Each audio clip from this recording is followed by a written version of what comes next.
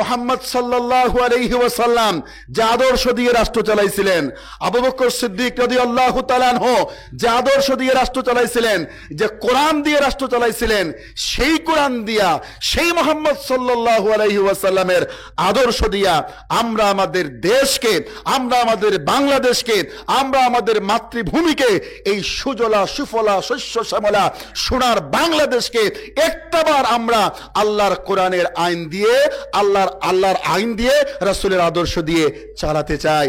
আচ্ছা বলেন দেখি, আমরা তো কত আদর্শ দেখলাম। আমরা শেখ মুজিব সাহেবের আদর্শ দেখেছি, আমরা জিয়াউর রহমান সাহেবের আদর্শ দেখেছি, আমরা এরশাদ সাহেবের আদর্শ দেখেছি। আমরা ব্যক্তি হিসেবে তাদের কাউকে খারাপ বলছি না, আমরা তাদের কারো যোগ্যতা নিয়ে প্রশ্ন তুলছি না, আমরা আজকে কারো নিন্দা করছি না। কিন্তু আপনারা বলেন, এই যে দেশের 53 বছর চলে গেল, একে একে যার যত যোগ্যতা, যার যত মেধা, সব দিয়েই তো রাষ্ট্র চালাইলেন। দেশে কাঙ্ক্ষিত শান্তি পাওয়া গিয়েছে? কথা বলেন, কাঙ্ক্ষিত শান্তি পাওয়া গিয়েছে? এদেশের মানুষ মুক্তি পেয়েছে? চাঁদাবাজি বন্ধ হয়েছে? সন্ত্রাস বন্ধ হয়েছে? খুন খারাপি, লুটতরাজ, জেনা, ব্যভিচার, মাদক, জুয়া, আড্ডা সবকিছু চলতেছে তো চলতেছে, দিনে দিনে কমতেছে না বাড়তেছে? আন্দাজে বললেন না যে হুজুর বলতেছেন, আমি আপনাদের খুশি করে একটু বইলা দিই যে কমতেছে, এরকম বললেন না। আপনারা মন খুলে বলেন, ব্রাহ্মণ গ্রামের মানুষ, আপনারা সাহসী মানুষ, আপনার তো কাউকে ডর পাওয়ার কথা না। সত্যি সত্যি বলেন, আগের চাইতে দুর্নীতি কমতেছে না বাড়তেছে? চাঁদাবাজি কমতেছে না বাড়তেছে? অভাব অনটন বাড়তেছে না কমতেছে? চাইলের দাম কমছে? একটু কমছে? কথা ছিল 10 টাকায় খাবার খাইছেন? ঘরে ঘরে চাকরি পাওয়ার কথা ছিল, পাইছেন? আরে বাবা, কি মজার মজার কথা বলে, এমন ভাবে কথা বলে যেন আর জমিনে রাখবে না, চাঁদে উঠাই দিবে। কথা বলেন ঠিক না? দুনিয়ার যত ফাঁকিবাজি, দুনিয়ার যত বজ্জাতিকতা, সব কথাগুলো বলে জনগণকে পাম দিতে দিতে হেন করব, তেন করব, কত কিছু করব, মাগনা খাওয়াবো, চাকরি দিব বলতে বলতে রাষ্ট্র ক্ষমতায় যায়, যাওয়ার পরে একটা অশ্বডিম্ব, একটা ঘোড়ার ডিম উপহার দে। কথা বলেন ঠিক না? যাওয়ার পরে তাদের বাড়ি বাংলাদেশে থাকে, বেগম পাড়ায় থাকে, দুবাইতে থাকে, সৌদি আরবে থাকে, আমেরিকায় থাকে, আর আমার গোটটা আস্তে আস্তে ভাঙতে ভাঙতে আরো খারাপ হতে থাকে। কথা বলেন ঠিক না? এক এক নেতার 2-400 বাড়ি। আমরা শুনতাম যে একটা বাড়ি দেশে আর বেগম পাড়ায় একটা।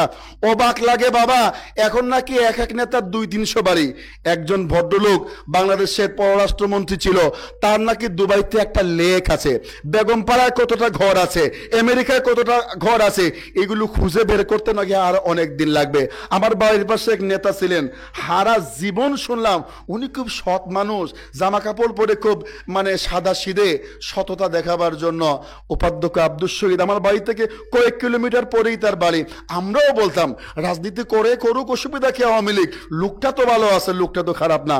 আল্লাহু আকবার, আস্তাগফিরুল্লাহিল আযীম। তারা যেদিন গ্রেফতার করলো, ওই দিন দেখি ঘরের ভেতর থেকে খালি বস্তা বার হয়, খালি দেখি বস্তা বার হয়। আমি কই কিতার বস্তা বার হয়, এখন দেখি দুকাইয়া খালি টেকার বস্তা বার হয়। অত সহজ জানলাম, অত বালা মানুষ জানলাম, বেটার এখন খালি গড় থেকে বস্তা বস্তা টেকা বার হয়, বাংলাদেশি টেকা, লন্ডনি টেকা, সৌদি আরবি টেকা, একখানো করিয়া বার হয়েছে মাত্র 5 কোটি। 6 কোটি বার হয়েছে?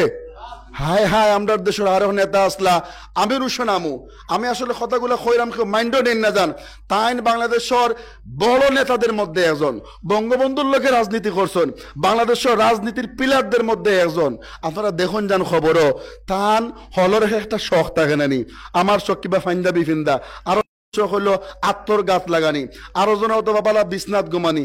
তান জীবনের শখ হইল যে তাই টেকার বিছনা ছাড়া তান ঘুম লাগে না। আমরা গাঁও গ্রামও শুনতাম যে টেকার বিছনাত ঘুমাইতাম। এটা কোনো সত্যই বোঝে আমি বিশ্বাস করছি না। আমার বয়স 40 ফালি দিলাইছে, আমি জীবনে ইটা শুনছি, কিন্তু কোনো মানুষ হাসাও টেকার বিছনাত ঘুমায়, ইটা আমার বিশ্বাস হইছে না। আপনারা দেখুন যান, খবরও বার হইছে যে তানোর শখ আছিল টেকার বিছনাত ঘুমাইতা, আর ইটা যেন তেন কোনো নোট নাই, কড়া নোট। তাই কেউ গিফট দিলে হলে আমার নয়া নোট দিও, নয়া নোট না দিলে তার ভালো লাগতো না। তার গিফটের বিষয়ে তার আকর্ষণ আছে নয়া নোট। 2 নম্বর হইলো সোনার নৌকা। 3 নম্বর হইলো, আর তো আমি কইরাম না, অত সকল কথা কইতে কিন্তু খারাপ লাগে। এখন টেকার নোটর বিছনা বানাইয়া তাই ঘুমাইতা, তান বাসাত দিছে আগুন, তান বাসাত ছাত্রনতে দিছে আগুন। এখন গরু হামাইবার জ্বলা উলার পরে গিয়ে হামাইয়া দেখা যায় যে আধা খান জ্বলা 3 ভাগের 2 ভাগ জলা খালি জলা নোট বার হইছে 5 কোটি। সুবহানাল্লাহ কইতা না নাউজুবিল্লাহ কইতা? আমরাও এদের নেতা বানাইছি নিজে টেকার বিছনাত ঘুমাইবার লাগি। আমরা তান্তন্দের নেতা বানাইছি নিজে দেশরে ওলা লুটিয়ে পুটিয়ে খাইবার লাগি। খাইবা লঙ্কা জেইন যাইন এই নু রাবণ কতজন রে ফাটাইলাম 2-3 দল আমরা দেখছি নানি? কন্যাখানে দেখছি নানি? কন্যাখানে দেখছি নানি? কোনো বেটায় কম করছেন নি? খাইতে কেউ কম করছেন নি? খেয়ে কইছে আমরা কম করছি। আমরা খেয়েছি।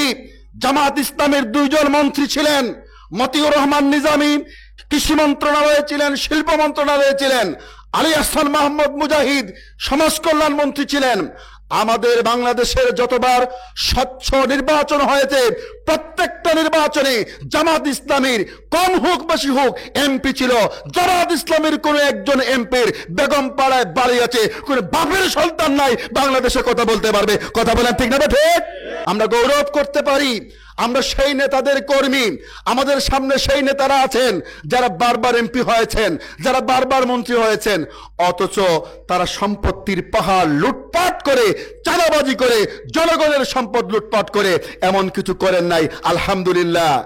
এদেরকে ভালো বানাইছে কে? ইসলাম। এদেরকে ভালো বানাইছে কে? আল্লাহর কোরআন। এদেরকে ভালো বানাইছে কে? সততার শিক্ষা দিয়েছে কে? জামাত ইসলামী। জামাত ইসলামী একটা ব্যানার, কিন্তু এর মূল চেতনাটা হলো ইসলাম। এই জন্য আমরা চাই, আমরা দাওয়াত দিচ্ছি, দেশের একটা পরিবর্তন এসছে, দেশের একটা কাঙ্ক্ষিত পরিবর্তন আমরা চাচ্ছি। আমরা সবাইকে দেখেছি, আমাদের ছেলেরা, আমাদের মেয়েরা, আমাদের ছাত্রছাত্রীরা লড়াই করেছে যে এই দেশটাকে বদলে দেওয়ার জন্য, রক্ত দিয়েছে, জীবন দিয়েছে। 1,500-1,500-এর বেশি মানুষ এদেশের ইন্তেকাল করেছে। যারা মরেছে তারা মরেই গেলেন, তারা তো ইমানের সাথে মরলে শহীদ, তারা জান্নাতে যাবে, এই দোয়াটা করি। কিন্তু বিশ্বাস করেন, আমার যাদের জন্য কষ্ট লাগে, যে 15,000 মানুষ পঙ্গু হয়েছে, যার এখন হাত নাই, যার এখন পা নাই, যার এখন চোখ নাই, যে এখন হুইল চেয়ারে চলে, যে এখনো ঘরে বন্দী হয়ে আছে, তার জীবনটা সহজ না কঠিন? তার জীবনটা কঠিন। এই যে হাজার হাজার মানুষ পা দিল, চোখ দিল, একটা পরিবর্তনের জন্য দিয়েছে নাকি এমনি এমনি দিয়েছে? আমরা মুরব্বীরা কিন্তু পারি নাই। আনহার ভাইয়ের নেতৃত্বে বা ওনারা যারা গণ আন্দোলন করেন, আমরা যারা বড় বড় দল করতাম, আমরা পারি নাই। কিন্তু এই ছাত্ররা আন্দোলন করেছে একটা দেশকে পরিবর্তনের জন্য। তারা বলেছে আমরা জাস্টিস চাই, আমরা ইনসাফ চাই, আমরা বৈষম্য চাই না, আমরা চাঁদাবাজি চাই না। সত্যিকার অর্থেই যদি চাঁদাবাজি মুক্ত একটা দেশ, সত্যিকার অর্থেই যদি একটা বৈষম্য মুক্ত দেশ দেখতে হয়, তাহলে আল্লাহর আইন, রাসূলের আদর্শের কোনো বিকল্প নাই। আমরা দেখেছি সবাইকে কেউ বস্তা বস্তা টাকা বানাইছেন, আমরা দেখেছি সবাইকে লঙ্কায় গিয়ে রাবণ খাইতে দেখছি, রাবণ হইতে আমরা দেখছি। কিন্তু একটা দলকে তো যা আমরা দেখেছি তাদের মধ্যে আমরা আলামত ভালো দেখেছি না খারাপ দেখেছি? বলেন, ভালো দেখেছি না খারাপ দেখেছি? আপনি জোর করে বললেন না, গিয়ে দেখবেন জামাত ইসলামীর মানুষেরা এই দেশের মানুষের সামনে একটা ভালো আদর্শ দেখিয়ে গিয়েছে। আগামীর দেশকে যদি সত্যিকার অর্থেই ভালো দেশে পরিণত করতে চাই, তাহলে একটা বারের জন্য ইসলামী আদর্শ দিয়ে জামাত ইসলামীকে আমরা ক্ষমতায় আনতে চাই কি চাই না? কথা বলেন, চাই কি চাই না? একেবারে দেশের সমস্ত জায়গা, কি ইউনিয়ন পরিষদ, ওয়ার্ড, ইউনিয়ন, উপজেলা, জেলা, সংসদ, গণভবন, বঙ্গভবন, একটাবার গোটা দেশের সব জায়গায় আল্লাহর আইন আর রাসূলের আদর্শ চালু করতে চাই। রাজি আছি ভাই? আমরা সবাই চেষ্টা করব, আমরা সবাই চেষ্টা করব। এই গ্রাম যে গ্রামে আজকে আমরা কথা বলছি, এই গ্রাম যদি জেগে ওঠে, গোয়ালা বাজারের ধাক্কা লাগবে কি লাগবে না? বলেন, লাগবে কি লাগবে না? আমি বারা মানুষ তো, অতটা আমি একেবারে কম টের পাই যে আশা করি এই বিষয় ইলা নাই। এই গ্রাম জেগে উঠলে গোয়ালা বাজার জেগে উঠবে, গোয়ালা বাজার জেগে উঠলে উসমানীনগর জেগে উঠবে। কথা বলেন ঠিক না?